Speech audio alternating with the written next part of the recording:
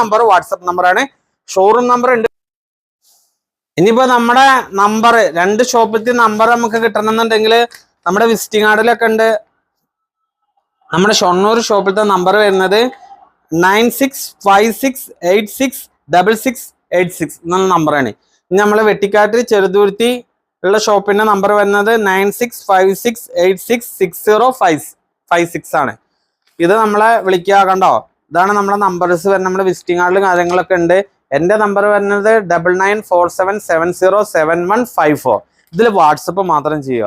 അല്ല നമ്മൾ 11-12 മണിക്കൊക്കെ വിളിച്ചുകൊണ്ടേയിരിക്കും ഓഫറിനെ കുറിച്ച് അറിയാം. ഒരാളൊക്കെ ചിലപ്പോൾ കസ്റ്റമർ നമ്മൾ വിളിച്ചു കഴിഞ്ഞാൽ അവർ ചിലപ്പോൾ എടുക്കില്ല എന്നല്ല, നമ്മൾ ഫോണിൽ 3/4 മണിക്കൂർ അരമണിക്കൂർ ഈ ചെയ്ത ഞാൻ വീഡിയോയിൽ പറഞ്ഞ കാര്യം തന്നെ വീണ്ടും പറയേണ്ടി വരും. അതിനാണ് നമ്മൾ വീഡിയോ ചെയ്ത് വെച്ചേക്കുന്നത്. നമ്മളെ പല വീഡിയോസും കണ്ട ഒരു ഐഡിയ ചെയ്യും, ഐഡിയ കിട്ടും. അപ്പൊ വീഡിയോ കാണാൻ പറ്റില്ല, ഞങ്ങൾക്ക് ഫോട്ടോ അയച്ചു തരും, അങ്ങനെ വീഡിയോ കണ്ട് നമ്മളെ സമയം പോകും. അങ്ങനെയൊക്കെ ഓരോ കേസുകളായിട്ട് കസ്റ്റമർ വിളിക്കുമ്പോൾ നമുക്കത് അക്സെപ്റ്റ് ചെയ്യാൻ പറ്റില്ല. അപ്പൊ എന്താ വെച്ചാൽ കസ്റ്റമർ വീഡിയോ കാണുക, എന്നിട്ട് നമ്മുടെ ഷോപ്പിലേക്ക് നേരിട്ട് വരാം. അപ്പൊ ഷോപ്പിൽ പുതിയ സ്റ്റാഫ് ആരെങ്കിലാണ് കാണിക്കുന്നത് വെച്ചാൽ നമ്മളെ കോൺടാക്ട് ചെയ്യാൻ പറയാ, കറക്റ്റ് ഡീലിംഗ് കിട്ടും. അപ്പൊ ചെറുതുരുത്തി വന്നിട്ട് വെട്ടിക്കാട്ട് ഷോപ്പിൽ പോവാൻ, ഇനിയിപ്പോൾ അവിടെ എന്തെങ്കിലും ഡൗട്ടുകൾ ഉണ്ടെങ്കിൽ നമ്മളെ കണക്ട് ചെയ്യാൻ പറയാ. ഏത് കസ്റ്റമർ പോയിട്ട് ഇവിടെ സാറ്റിസ്ഫൈഡ് ആയില്ല, ഓഫർ കിട്ടിയില്ല എന്നുണ്ടെങ്കിൽ എൻ്റെ വാട്സപ്പ് നമ്പറിൽ അറിയിക്കണം, അല്ലെങ്കിൽ ഇവിടെ ഉള്ള സെയിൽസ് സ്റ്റാഫിൻ്റെ അടുത്ത് എന്നെ കോൺടാക്ട് ചെയ്യാൻ പറയണം. കോൺടാക്ട് ചെയ്യാൻ പറ്റും. അപ്പൊ കസ്റ്റമർക്ക് നേരിട്ട് വിളിച്ചാൽ കിട്ടില്ല എന്നുണ്ടെങ്കിൽ ഇവിടെ കോൺടാക്ട് ചെയ്താൽ കിട്ടുന്ന ഉണ്ടാവും, ഇല്ലെങ്കിൽ ഷോപ്പിൽ സെയിൽസ് മാനേജർ ഉണ്ടാവും. അപ്പോൾ ഒരു സെയിൽസ് സ്റ്റാഫ് ആ ഓഫർ ഇല്ല എന്ന് പറഞ്ഞിട്ട് ചിലപ്പോൾ പോണ്ട പറഞ്ഞാൽ അവർ ഇപ്പോൾ ഈ 1700 വീഡിയോസ് നമ്മൾ ചെയ്തിട്ടുണ്ട്. പുതിയ സ്റ്റാഫിനൊക്കെ എടുത്ത് ട്രെയിൻ ചെയ്ത് വരുന്നുണ്ടാവുള്ളൂ.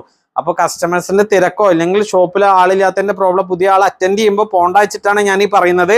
ഇത് സംഭവിക്കാം എന്നുള്ള ഒരു കാരണം കൊണ്ടാണ്. കാരണം ഞാൻ ഈ ഫീൽഡിൽ നിന്ന കാര്യമാണ്, എനിക്കറിയാം കസ്റ്റമർ എല്ലാവരും ഡീൽ ചെയ്യുക ഒരേപോലെ ആവില്ല. ചിലപ്പോൾ പുതിയ ആൾക്കാർ പഠിച്ചു വരുന്നേ ഉണ്ടാവുള്ളൂ. അപ്പൊ അതിന് മനസ്സിലാക്കി എടുക്കണം.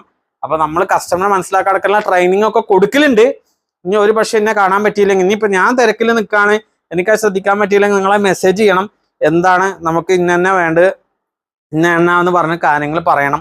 അപ്പോൾ നമുക്കൊക്കെ ചില ദിവസങ്ങൾ നമ്മൾ പറഞ്ഞില്ലേ, കസ്റ്റമേഴ്സ് ദൂരെ നിന്ന് വരുമ്പോൾ 5-6 മണിക്കൊക്കെ നമ്മൾ ഫുഡ് വരെ കഴിക്കാൻ വൈകിട്ടാണ്, നൈറ്റിലാണ് നമ്മൾ ചെയ്യുക. അപ്പൊ അത്രയും കസ്റ്റമർക്ക് വേണ്ടി നമ്മൾ മാക്സിമം നമ്മളെ കൊണ്ട് കഴിയാവുന്ന നമ്മൾ ചെയ്യുന്നുണ്ട്. അത് കാരണം തന്നെ ചെന്നൈ, കോയമ്പത്തൂർ, മറ്റേ കർണാടക, അതേപോലെ തിരുവനന്തപുരം, ആലപ്പുഴ എന്നൊക്കെ നമുക്ക് കസ്റ്റമർ വരുന്നതും കസ്റ്റമറോട് നമ്മൾ കാണിക്കുന്ന ആ ഒരു ആത്മാർത്ഥതയും അവർക്ക് കൊടുക്കുന്ന നല്ലൊരു പ്രൊഡക്റ്റും. അപ്പൊ നമ്മൾ അതേപോലെ തന്നെ വീട് വെക്കാൻ ഉദ്ദേശിക്കുന്ന ഒരു 3 ആഴ്ചയോ 4 ആഴ്ചയോ മുമ്പ് നമ്മുടെ ഷോപ്പിൽ വന്ന് ബുക്ക് ചെയ്ത് ഐറ്റംസ് കൺഫേം ആക്കണം. ചിലപ്പോൾ പെട്ടെന്ന് നാളെ വീട് ഇരിക്കണം എന്ന് വന്നാൽ നമ്മുടെ ഇവിടെ ഉള്ളത് വെച്ചിട്ട് സ്റ്റോക്ക് അഡ്ജസ്റ്റ് ചെയ്യാനേ പറ്റുള്ളൂ. നമ്മൾ ഉദ്ദേശിച്ച ഐറ്റങ്ങൾ കിട്ടണമെന്നില്ല. അത് നമ്മൾ വീണ്ടും എടുത്തു പറയാണ്. അപ്പൊ വീട് വെക്കാൻ ഉദ്ദേശിക്കുന്നവർ പെട്ടെന്ന് വീട് വെക്കില്ലല്ലോ. അപ്പോൾ ആ വെക്കുമ്പോൾ ടൈൽ പണി തുടങ്ങുമ്പോൾ തന്നെ